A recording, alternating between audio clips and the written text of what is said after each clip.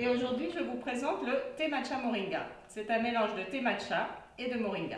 Deux poudres vertes, super riches en antioxydants, vitamines, minéraux pour le moringa, antioxydants pour le thé matcha et pour le moringa aussi. Donc double dose.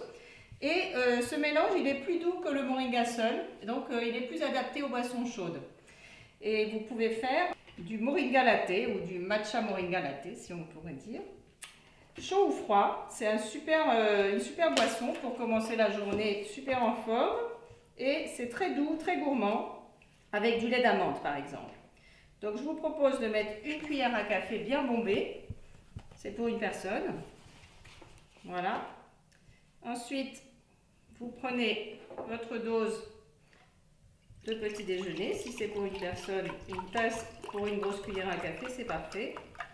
Le lait d'amande, c'est celui que je préfère. Et en plus, il a un intérêt, c'est qu'il n'est pas bourré d'huile de tournesol.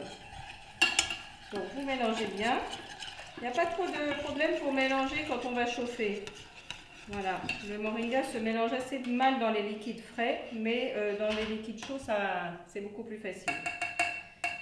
Donc, on va chauffer ça et je vous retrouve dans une minute. Et voilà, donc j'ai fait chauffer mon matcha latte, matcha moringa latte. Et pour le plaisir de faire encore quelques saletés, je vais le vider dans ce joli pot à lait. Voilà, très habilement cette fois. Hop. Et je vais rajouter un peu de sucre de coco.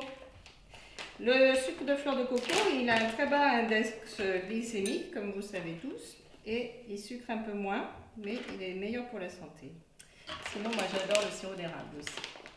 En tout cas, si vous êtes gourmand, vous rajoutez un petit sucrant naturel, comme ça. Et vous allez avoir une super boisson pour votre petit-déj ou pour votre goûter reconstituante, vert, bien meilleur qu'au Starbucks. Et c'est ça, mon moringa matcha latte. Bon appétit!